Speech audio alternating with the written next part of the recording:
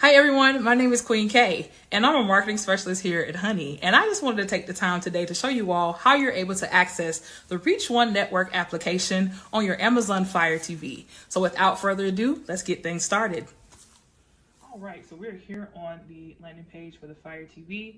We're going to go ahead and use the voice command by searching by saying, Alexa, open Reach One Network. Here's Reach One Network. And we're here. So we have the live section, radio section, and video section. So immediately you see Honey. You can definitely tap in over to see what's the buzz there. Consistent 24/7 good stuff, content over there, as well as, like I said, the radio section. Here we have some great things for your listening pleasure. Just in case you want to listen into some things you may not want to, you might want to see anything. You want to listen. And last but not least, we have the video section, which is a repository of all the wonderful content that has come up and things that will be airing very soon. So I'm very excited to see what you guys think. So take some time, go through each tab, and really just dig into the content here. And make sure you guys are rating us, and we're just happy to see you guys do this content. My name is Queen K, and I'll talk to you guys soon.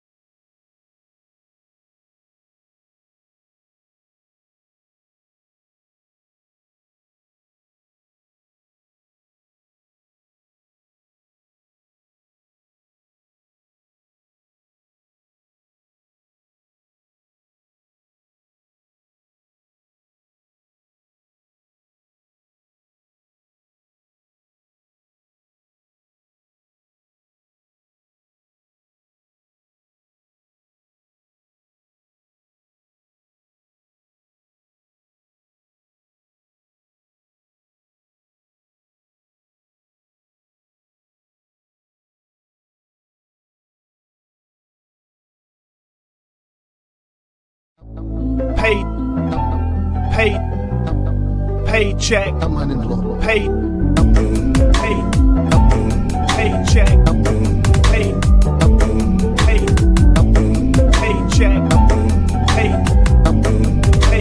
I'm unemployed. Paycheck.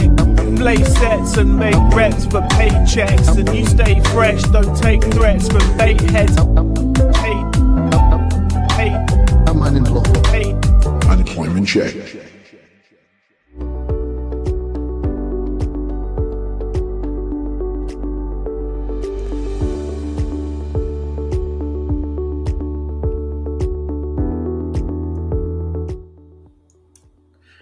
Welcome to Unemployment Check, episode 6, coming to you live on a Wednesday night or any other night if you are tuning into this broadcast on any other day besides Wednesday night. I am Sean Garvey, the architect, and I will be your host this evening. If you are new to the program, this is the podcast in which we talk about all things happening in this uncertainty economic climate that we are currently in right now, from unemployment to financial instability and everything in between. So if you are currently in between jobs, if you recently just got the pink slip and you are currently unemployed, or you may be thinking about doing some self-employment, or you are currently in the job search market, just like many of us are,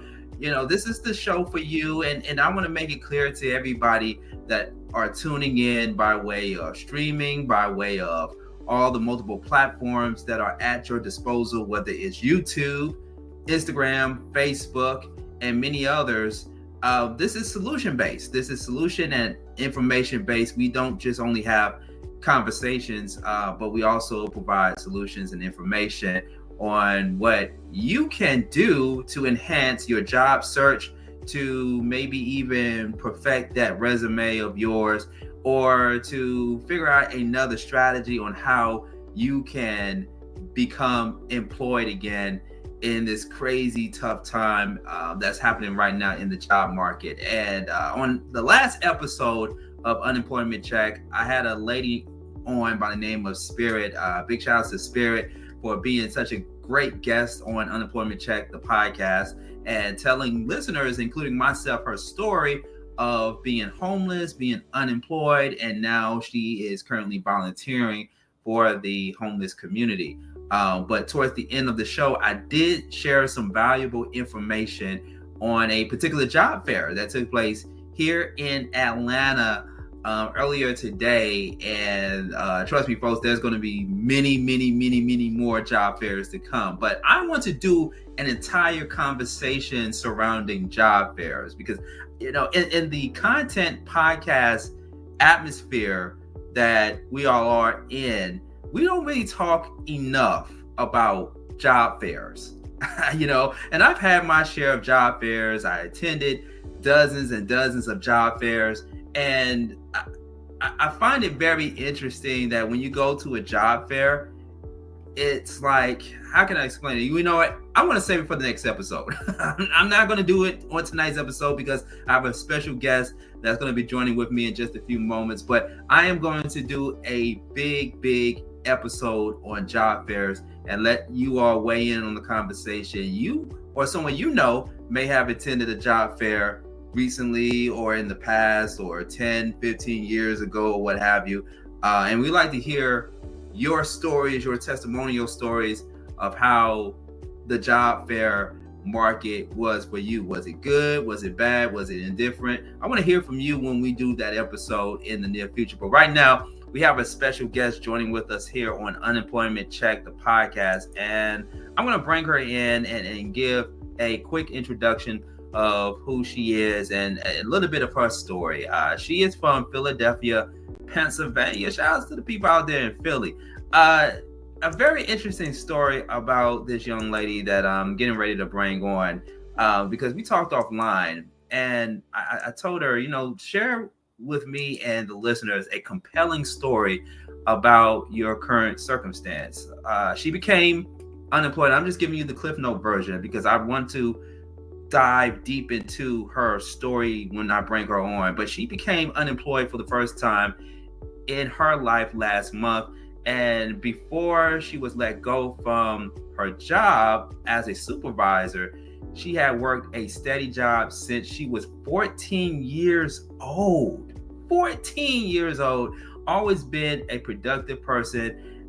So to have this outlet taken away from her was just very, very shocking. And she's in the queue. She's actually in the green room right now. And can't wait to hear more of her story. And definitely looking forward to it. Let's bring on Shay. Shay from Philadelphia. Hey, Shay, how you doing? Welcome to Unemployment Check. Good evening. Good evening. Good evening. Now, you worked since you was 14 years old? Yes. I started off as one of those kids that was like, I'm gonna make my own business. So I started with like a little cleaning business that me and my friend did. Then I worked at McDonald's. I worked at the local grocery store. I was a receptionist. I did catering. Um, I worked at the Spirit of Halloween. I'm sure you have that in Atlanta. It's like a Halloween costume. So like I've always been someone who's worked and been busy. Yeah. Now, there's this classic saying, you don't judge a book by its cover. I know you've heard that many times, right? Don't judge a book by its cover. Hmm. There are viewers out there right now that are looking at you because you came on the scene or the screen glowing. Like you have not missed a meal at all. It doesn't look like you are facing any type of financial hardship. I'm just telling you what the viewers are thinking.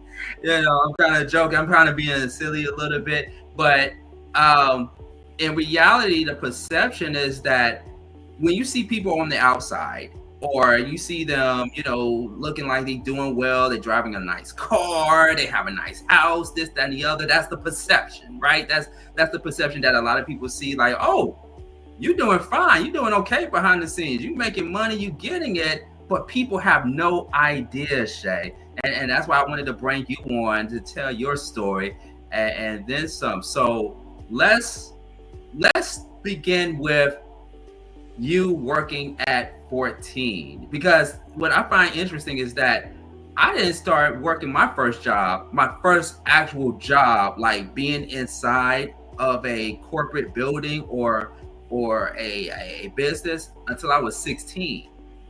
I've done 16, believe it or not, but I did do some work for the family before I turned 16, which, you know, helped me get some money on the side. You know, but you started working at 14. Where did that come from? Where did that practice come from about you working at 14? A lot of kids that are 14, they're busy, you know, doing things that teenagers and kids do, ride bicycles or, you know, go to the arcade and stuff like that. But at 14, you started working. Please share. Yeah, so my first job at 14 was McDonald's. That was about 15 years ago. So I don't think they still let 14-year-olds work, but they did at the time. And a lot of that came from just wanting my own money. Like I was into sports, and sports cost money, and my mom did not have it. So for me, it was pretty much imperative that I figured out some way to do the things that I wanted to do. So the money didn't have to go towards, the household, but if I wanted to do all of these extracurriculars, I had to work. And McDonald's was a tough job at 14. And they had, there was a certain amount of hours that we could get, but it was tough. It was tough to go to school and then come home and then go work at McDonald's. I gotta ask you, did you ever see Kamala Harris work at McDonald's?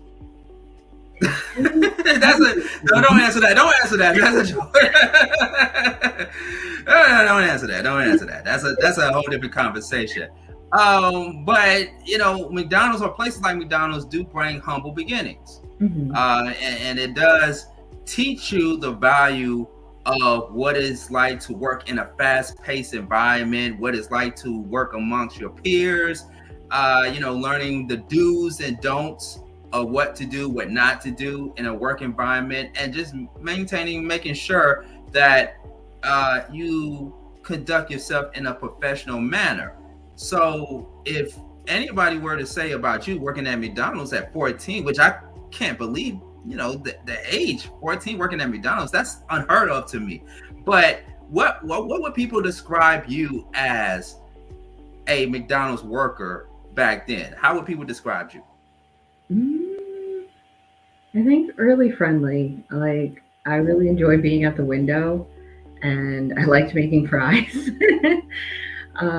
So yeah, I would just I would say my mom would say miserable because it was work and I didn't really want to be there, but I was the only one of my friends that actually like had money to do stuff with. So I guess a little bit of both. Like unhappy because I was working, but happy because I could actually use the money towards what I wanted to do. Okay. Okay. Yeah. I mean, I think that's the the normal thing that a lot of us, especially in our teenage years, right? We get that summer job or we go get that temp job because we know that we have school. We go to school, and going to school is pretty much full time, and you have to also take into account that you got to go home and study, do homework, and you may have extracurricular activities outside of school. So my question to you is, that time of working at McDonald's, like how did you manage everything, going to work at McDonald's or working somewhere else or going to school and studying stuff? How did you make time to balance all of that? I would say I almost didn't. I was not a straight A student. I was more of a C, B kind of student. When I was actually in college and in high school, even working, a lot of my friends would make fun of me because they'd be like, oh, you just kind of like, I would sleep during my classes and then go home and study and, like try to do something on the weekends. And I would just say like I kind of coasted. Like it was never like a high performance. I just kind of made it through. I didn't have a lot of friends at the time. I was very shy. And so that wasn't really a distraction. It was more like, okay, I want to do my sports, I'm going to work, and I'm going to go to school. And, I didn't get in trouble for not being a straight A student. My mom was like, okay, you did the best you could. So, I would say like I barely managed. I made it work.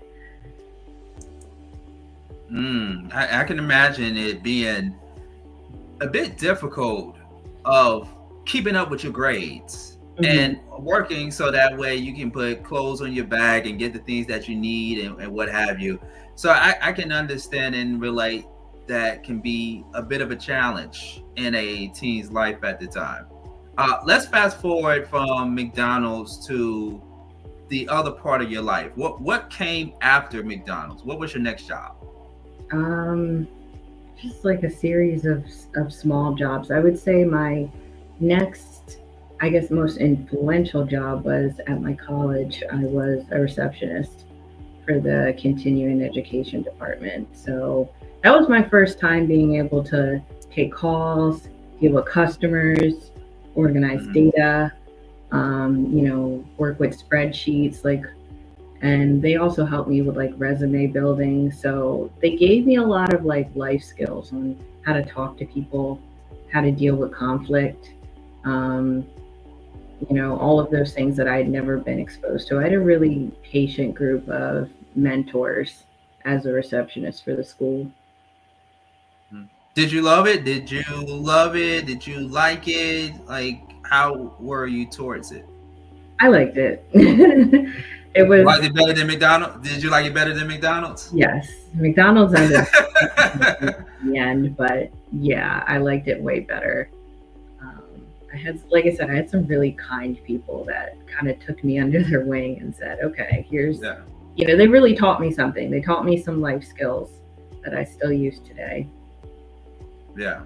Now, what happened to that particular job? Was it like just a seasonal job, a temp job? What kind of job was it?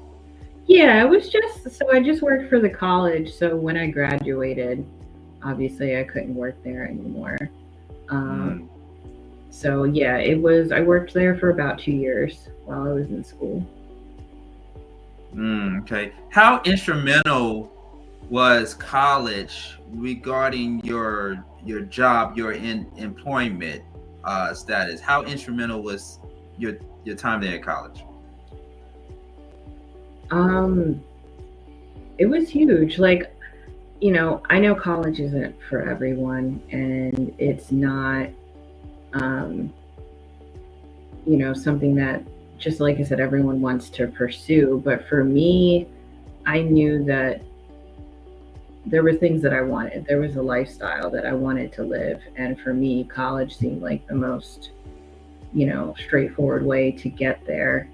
Um, Without my college degree, I would have never been able to get into the science industry. I was able to go right out of school and become a chemist, and from there grow into the industry. So without that experience, I don't think I would have gotten those opportunities. Did you get any advice from any of your counselors or a college admission or a college rep regarding your path, your journey, your path to whatever form of employment you were seeking at the time? I know for me, back when I was in college, I would go back and forth to the admission office, and just pick the rep's brain a little bit as far as what direction that I needed to go in to make sure that I keep this particular job, or where do I need to go to find the job that suits better for me while I'm in college or as I'm getting ready to graduate. Did you get any advice? And if so, what kind of advice did you get?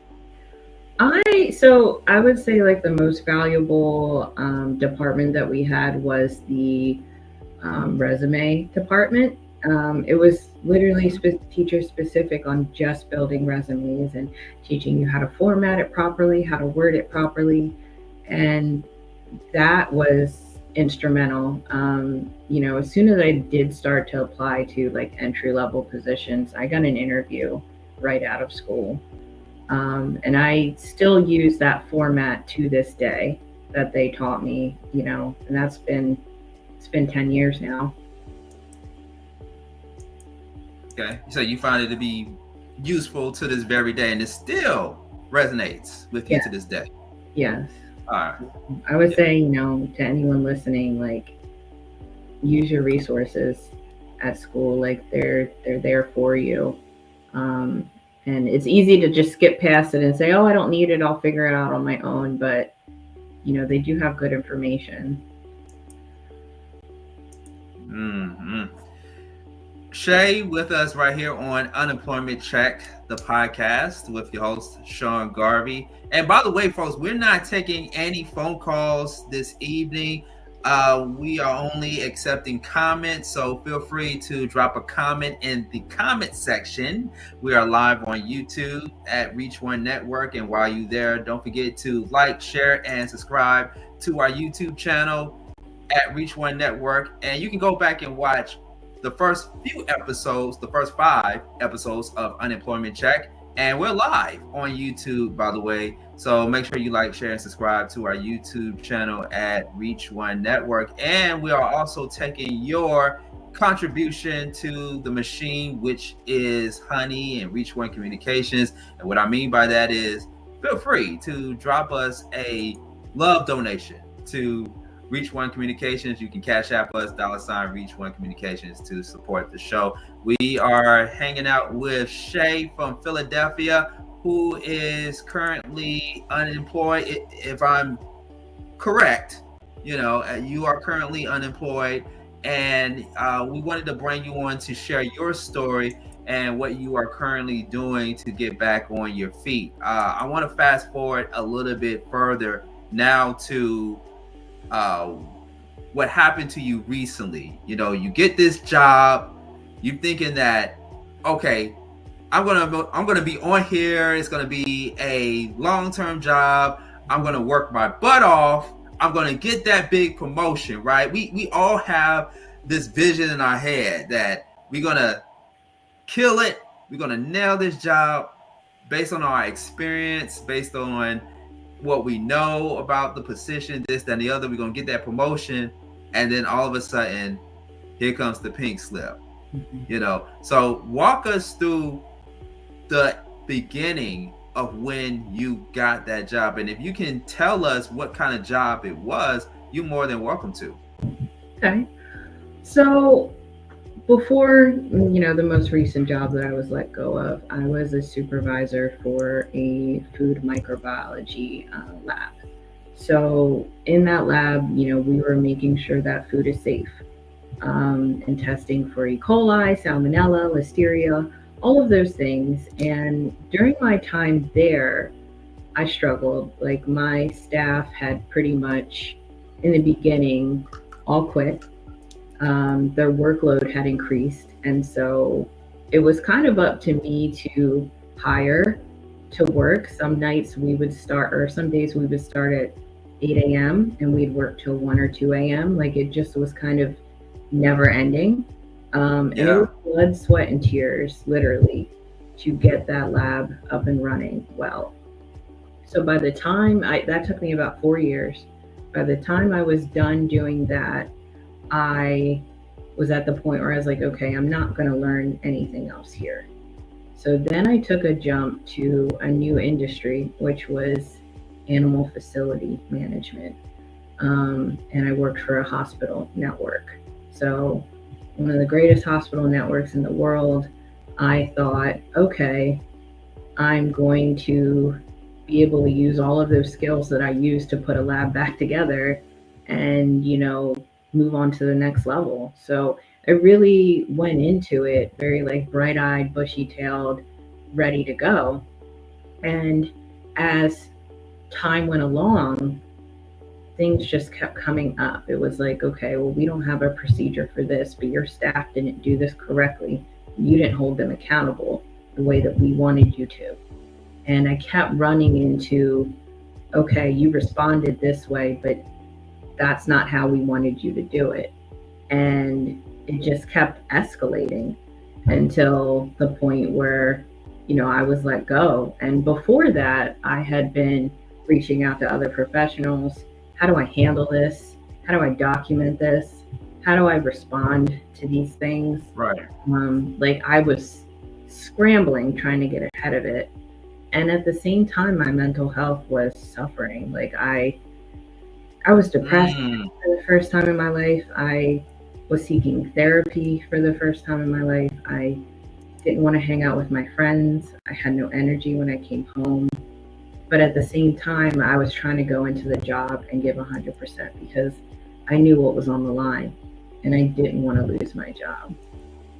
In the end, there was nothing that I could do, even though I tried my best. I still got, handed that termination letter. And I'm still reeling from it. Like, I've grieved. I've, tried to let it go. But at the same time, I'm still very angry about how it happened and why it happened. And I was only there for about a year and a couple months. So for me, it's like, was I really given a fair chance to, grow, to be the employee that they wanted me to be? And, sometimes all the money in the world doesn't mean that it's the right fit. Oh, let's take a deep dive, Shay. Let's take a deep dive into that because you brought up two words that are so familiar with me: mental health. I do a show called Therapy Ain't No Joke, which just a quick segue. We're bringing that back in May since May is Mental Health Awareness Month. So we're bringing that back in May with a new host on there. So I just got to throw in that plug there really quick, that shameless plug about Therapy Ain't No Joke. But mental health has, to me, in my opinion, has reached an all-time high for those who have been unemployed, who have lost their jobs, and how it affected them socially, psychologically, emotionally, especially financially. I've seen it happen with family members. I've seen it happen in relationships, within couples, etc. Let's take a deep dive more into that, the depression state of losing the job. Did you get depressed immediately, or did it take some time for it to really sink in and like, wow, you know what? I'm not myself. I'm not myself after losing this job. Like, how quick was that? So I think I was actually more depressed while I was in the job. after I was let go, I think for the first day, I was just distraught. Like I sat on the couch. I couldn't move. I have a wonderful fiance that got me ice cream and a blanket and just let me be. And there was a lot of like, what am I going to do next? Like, how could this happen to me? Like, I never thought in a million years I would be let go from my job. I thought that what I was doing was enough.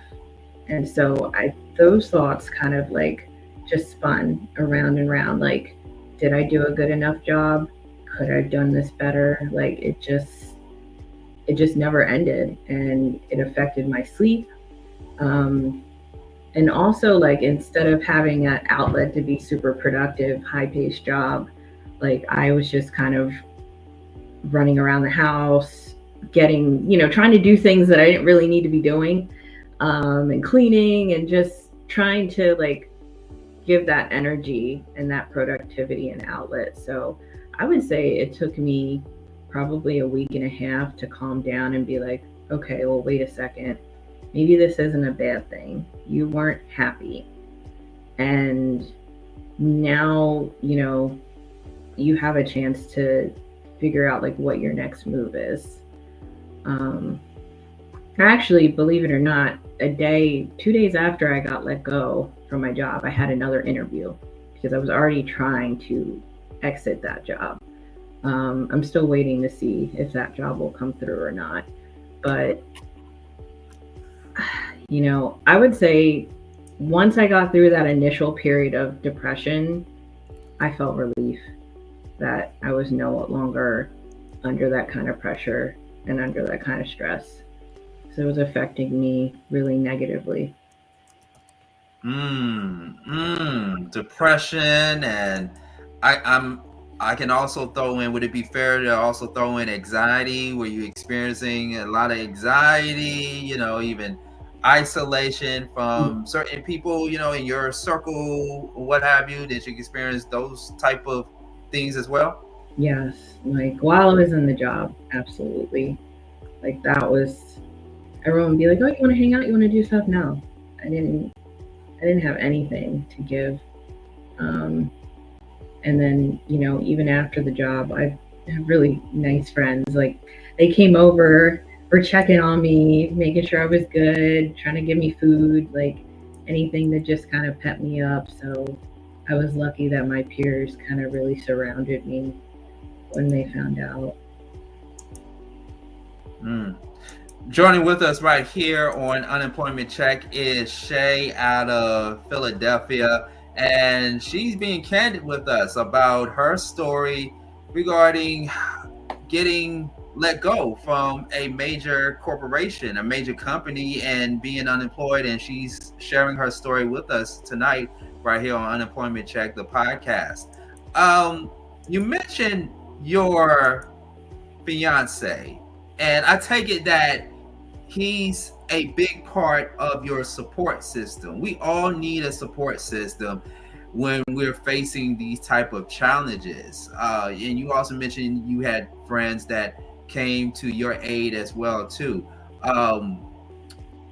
With your fiance, like, what did those conversations look like or sound like between you and him? Because when I mentioned about couples, and when the inevitable happens when one of the team players, one of the spouses or mates lose their job, it can cause an impact, So like, can you share with us what those conversations look like? Were there like uncomfortable, we call them uncomfortable conversations, like him telling you things that you need to hear instead of telling you things that you want to hear? Like, was it like that, or was it conversations about just affirmations, encouragement, that sort of thing? I would say it was more on the positive side. Like, he knew I had been suffering for a long time, just trying to work the job. So, the first thing he said was like, they were dogging you out, and now you're finally free of that. So, then it was financials. Like, are we going to be okay? Are we going to be able to pay our bills? We recently bought a house. So it's like, are we going to be able to afford the house? We have animals. Are we going to be able to take care of all of those things? So I'd say like that was the most uncomfortable part of like, if my savings run out, what do we do next? He's an artist, so his stream of income is very different from mine. So that was tough. That was really tough to just sit down and be like, okay, we need to figure out a budget. We need to figure out what we're doing next. But he was also relieved for me too, that, I could finally be somewhere where I was happy. Yeah. Because I tell you, those conversations, and that's great that your fiance is there for you, is there with you, and you all having those tough conversations regarding finances and stuff. Because we've all seen it happen before, where one person lose their job, the other one is holding things down, and it may not seem like things are progressing as fast enough as both people want it to be, and that could be very grueling. That could be very, very hectic in the relationship, and it can make or break a relationship. Absolutely. What I want to do is I want to play a video. And this video is, I want to make sure I give them credit. This is a video that Chris Gardner did many years ago. Are you familiar with Chris Gardner? I think I am. We'll see when I watch the video. I'm thinking, is Chris from Philadelphia? I gotta do some research and see. It might be Philadelphia, it might be somewhere else. But Chris Gardner, and this is based on a true story. Chris Gardner is a multi-millionaire stockbroker who started his own firm. He started his own investment firm and became a multi-millionaire, right? This Pursuit of Happiness? Yes. Okay. Yes. Yeah, he was that guy. He was the homeless guy with his son. And of course, it was a book, and then it became a movie, a big hit with Will Smith portraying Chris Gardner. True story, folks. Well, of course, that story is true, but the other true story is that's my favorite movie of all time, The Pursuit of Happiness. Just a fun fact about Sean Garvey. But a very touching tale of a man's struggle to make sure that he doesn't disappoint his son.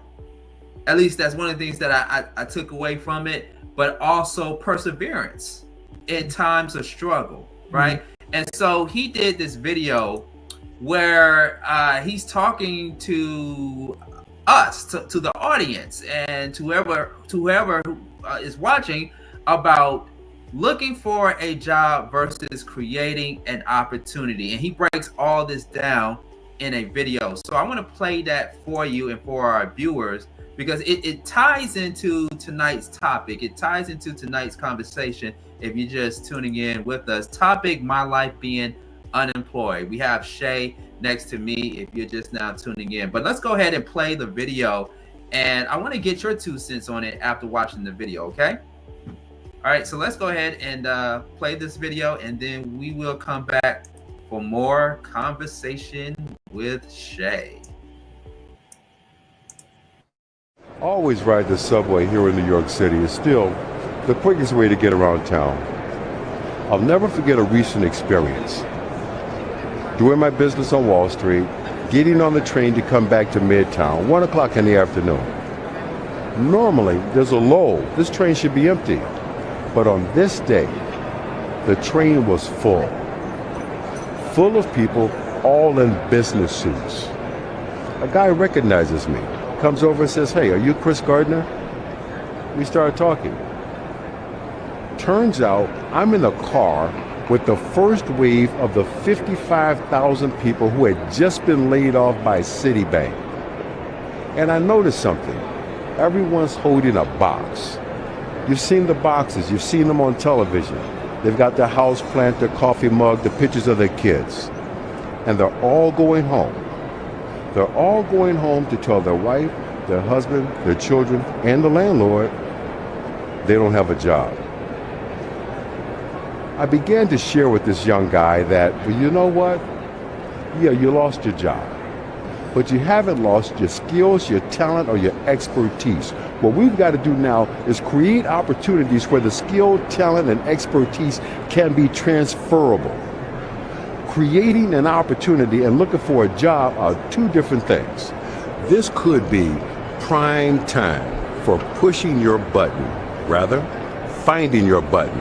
What do I mean by that? Prime time to find that one thing that you love to do so much you would get up in the morning and do it free. Prime time to find that one thing that the sun cannot come up soon enough in the morning because you want to go do your thing.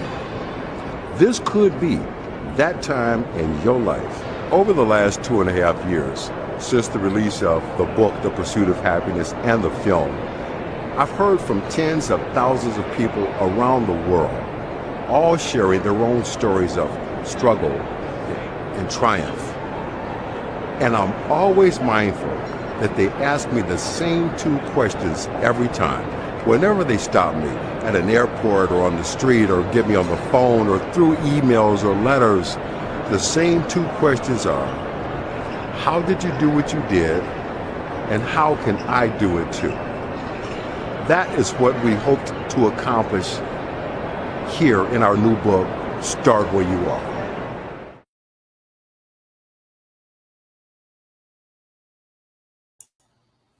All right. That was Chris Gardner. Please subscribe to my YouTube channel. Listen. I want to hear your stories. I want to answer your questions. I will be responding. I like to see your videos, and I like to continue to share mine. All right, I think it was only right to make sure that he mentions that before we move on from that clip there. So yeah, that was a video clip of Chris Gardner sharing advice, words of wisdom, insight to people who lost their jobs and mentioning to them to start where you at. Make sure that you take those skills that you learn and that you apply transferable over to the next job. My guest today, my life like being unemployed. That is our topic. My guest is Shay, who is currently unemployed at the moment. And Shay, you just got through, just like I did, watching that video. What did you take away from the video? I think it really hit home with what we've been discussing already of, when you look for your next opportunity, is it something that you love? Something that really is, motivates you? Not just a job. And, that really resonated with me because that is what I want next. I don't want just a job. I don't want to, fill out an application out of desperation. Like, I want to find a place where I really fit and where the culture is good and where I'm happy and productive. You used the term just now, hit. That hit home to me. That hit home to you. That hit home to all of us. So what Chris Gardner said, and this is coming from a man who was homeless with his son, not knowing where their next meal was going to be coming from, sleeping in a shelter, sleeping on the streets, on the train, and then now working in corporate America and then starting his own firm, but also witnessing what people have or are going through after losing their jobs from corporate America.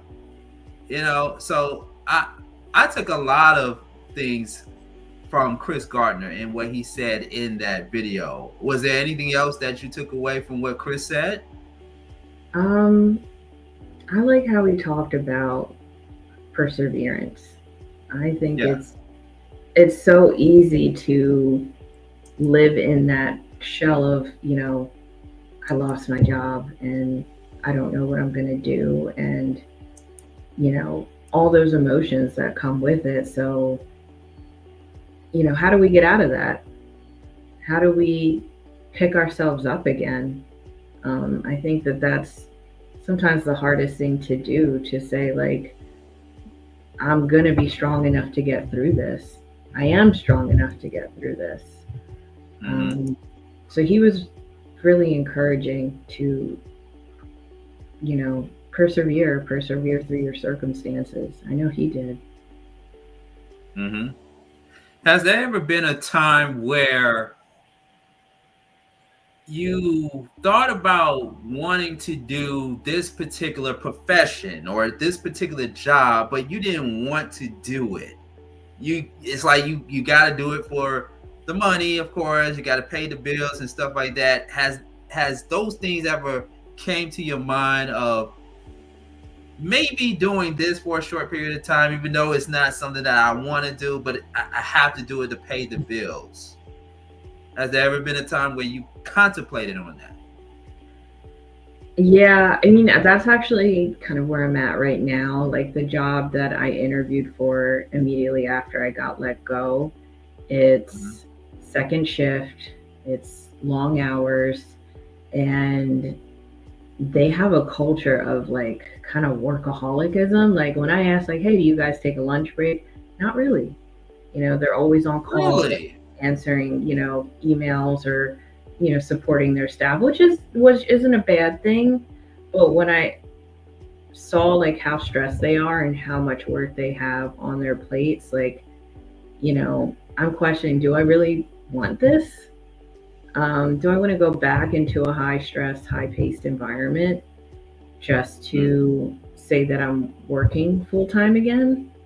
Or do I want to take my time and find something that's right for me? So, I may not get the job, and to this day, I'm still very hesitant about, is that what I want? And should I just take it to get a paycheck? How do you feel about when people say, well, honey, I know it ain't something you want to do, but you got to do it. It's just only temporary. How do you feel when people say those things, or at one point in time may have said that to you? It's tough. Like, I get that all the time, especially from my mom. My mom's like, just do it for a year. It'll be fine. Like, you can keep looking. But, in the back of my mind, I'm like, well, that's a year that I might be really dealing with something that is tough and that I don't necessarily want to do. It's hard to take that,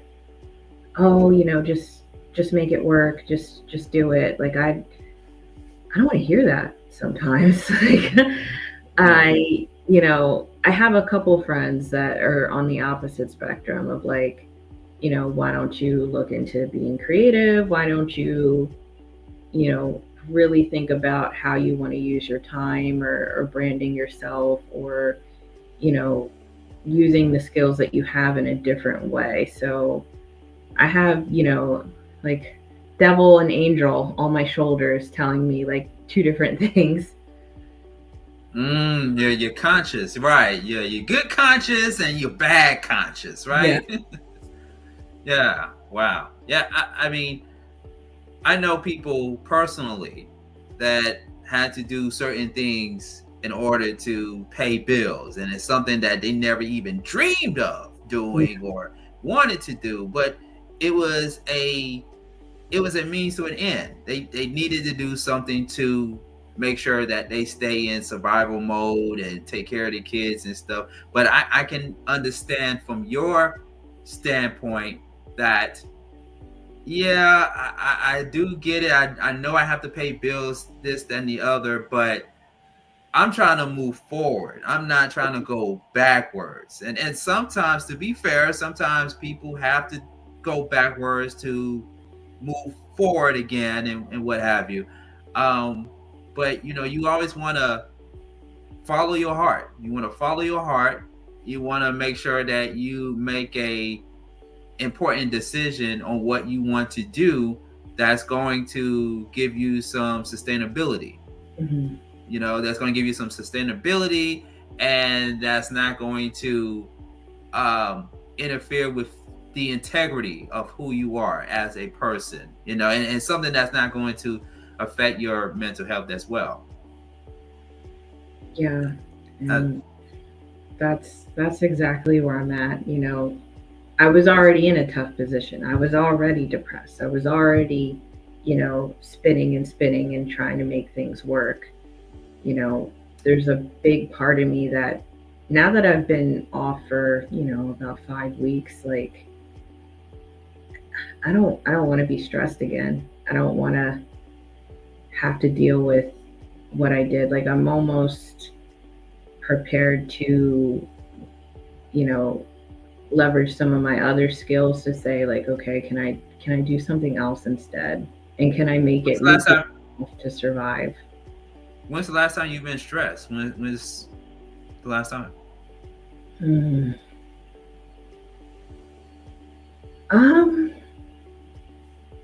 I guess last week I had another interview. So I did about 4 interviews for this job that I, you know, was that I might get. So I was stressed again because it was kind of the same, you know, thought process all over again. Like, do I really want this? Mind you, I haven't even gotten the offer, but you know, I keep thinking, am I just going to end up listening to the stress and take the job that I don't know if I really want? So that's my biggest stressor right now. And just like looking for a job every day, trying to, you know, I try to spend a little bit of time saying like, I'm going to be productive at this time and I'm going to look for jobs. And just looking at the market right now is, like my fields, like I've worked in chemistry, microbiology, facility management. You would think there's a lot of jobs for that, but it is sort of niche. And I think in general, like with the economy the way it is, like it's tough in any market right now, and especially to find something that really resonates with you and that you really want to do. Let me ask you this. How tough is the job market in Philadelphia? Because with you being in Philadelphia, that's East Coast, that's up north, and we all know that the cost of everything is already high in this country, especially with the tariff situation that's happening. You heard me speak about it a few times on Unemployment Check. But in the northern states like New York and where you are at, I'm like, oh my goodness. You know what I mean? So what does the job market look like right now in Philadelphia? I think it's actually quite tough, especially for skilled labor. I'm helping out one of my friends redo her resume and looking for maybe like a data entry or admin job. And today I, you know, spent an hour looking at things on Indeed for her, and the amounts that, you know, employers want to pay, they want, you know, to pay for skilled labor for someone who needs to have at least 2 to 5 years experience in something. You know, they're willing to pay $18 an hour, $19, $20 an hour. And it's like, you're asking for a very skilled job. You're asking for very specific requirements. And how is someone supposed to get those requirements? And then not only that, but you're going to pay $20 an hour, if that. $20 an hour is pretty good here in Georgia, in Atlanta. It's pretty good. It's not up there. It's not up there. But $20 just starting pay in Georgia, it's pretty decent. You know, just wanted to throw that out there. So I would say here in Philly, like $20 an hour it just isn't enough. Not for living here. I would say if you start at $25 an hour, like that's actually decent pay. Yeah. Wow. Up here. You keep hearing me saying wow a lot, because that's what it is, people. That's what it is. You know, in places like Philly and up north, and you can imagine how much they paying people out there on the West Coast, you know. So it's a lot to take in. It's a lot to take in, Shay. Within the interest of time, the little bit of time that we have left here, there might be a potential employer that's watching this show, or somebody that knows somebody that could possibly help you get an interview. What do you want people to know, or what do you want? How can we help you? What do you want people to do for you, for Shay, in order for you to re-kickstart your career path or your job? What do you want people to do for you at this moment?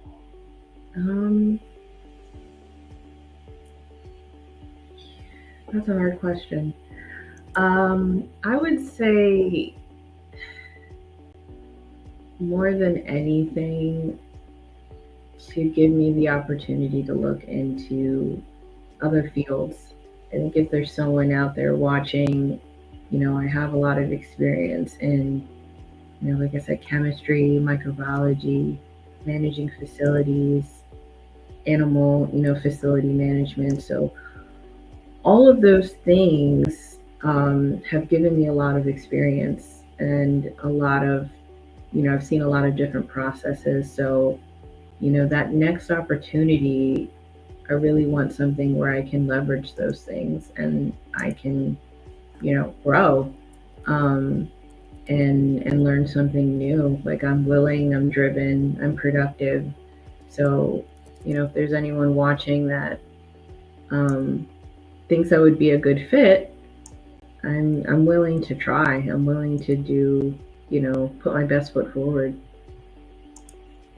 So here's what I'm going to do for you. I'm going to drop it in the comment section on Instagram and on YouTube. Now, for confidentiality purposes, I know you cannot put out there your LinkedIn information.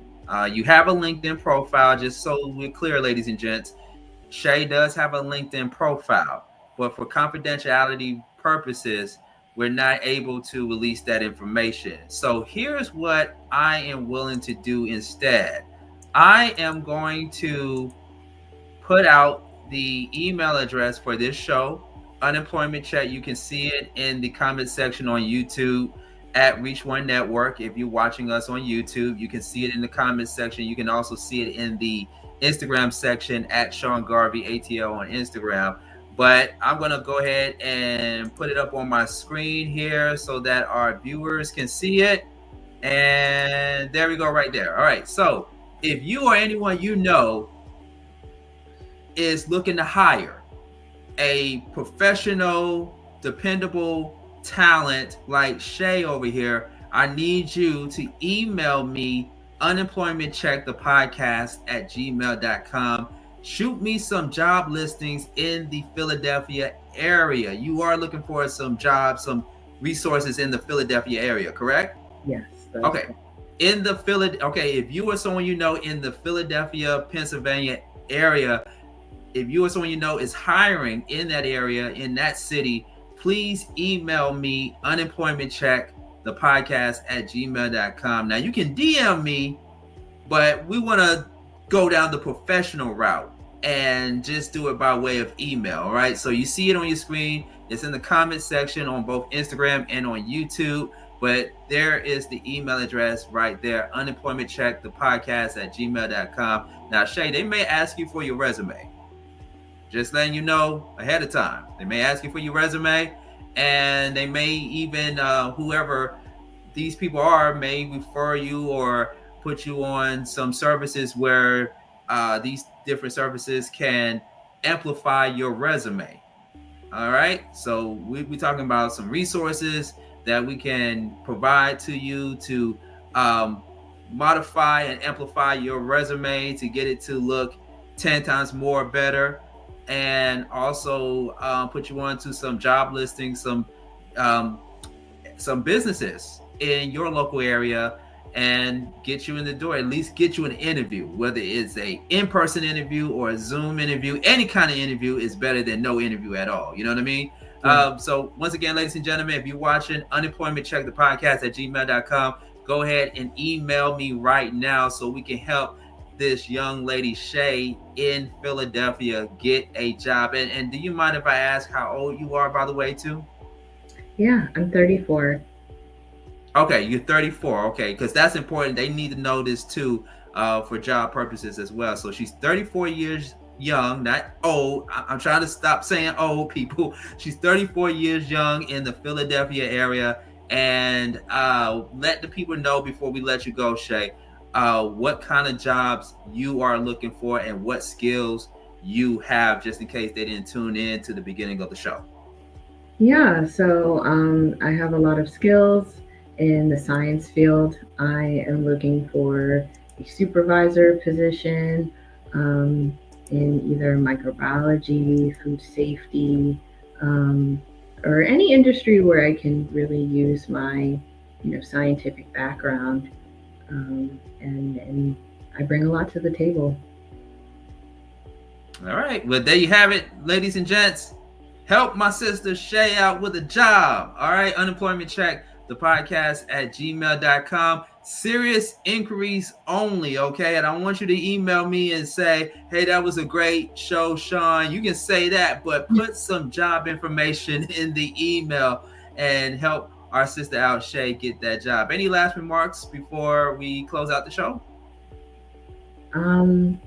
I'll just say, believe in yourself. I know it's hard. It's hard to be unemployed. It's hard to not know, what your next move is, but believe in yourself, believe in your skills, believe in what you bring to the table, and don't rush.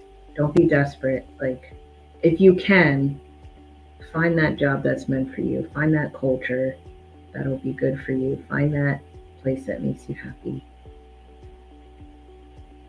Absolutely. I can't say it better myself. Well, Shay, thank you so much. It took a lot of courage for you to get on here and share your story, but this story right here will inspire other people to do the same thing that you just said. Okay. So what I want you to do is stick around. Don't go anywhere. Okay. Don't go anywhere yet. I want to talk to you offline. Don't go anywhere. And thank you for your time. I appreciate it. Thank you for coming on Unemployment Check, the podcast. And we're going to do a follow-up with you soon, so that way we can know when you get that job, when you get that job that pays you more money than you ever made and stuff, we want to hear from you, okay? We want to hear how everything is going at the new job, okay? Thank you, Sean, of course. You're welcome. Thank you. Stand by, okay? All right, ladies and gentlemen, this has been another great episode of Unemployment Check, the podcast. And once again, my email address is at the bottom of the screen there, Unemployment Check, the podcast at gmail.com. Okay, so make sure you follow us on social media. You can follow me in the meantime, between time, at Sean Garvey ATL on Instagram. And if you missed any of today's highlights of Unemployment Check, don't worry, we got it on demand for you, YouTube at Reach One Network. Make sure you like, share, and subscribe there. And we're going to be showing this episode on Honey, the Flow Television Network, Apple TV, Fire TV, wherever you get your streaming from by next week. And we got some more great stuff on the way next. Okay, so this is just only episode 6. We got 4 more episodes to go.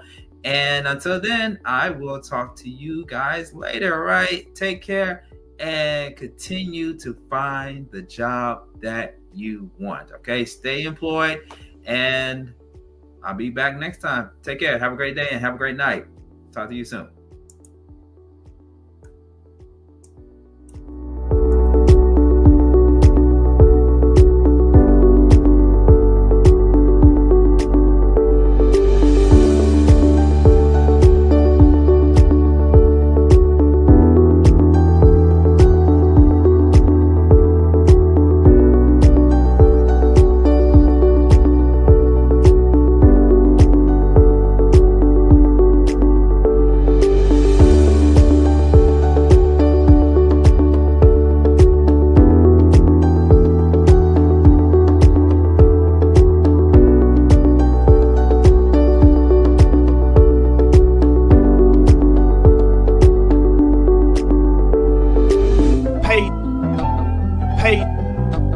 Paycheck. I'm unemployed. Paycheck. Paycheck.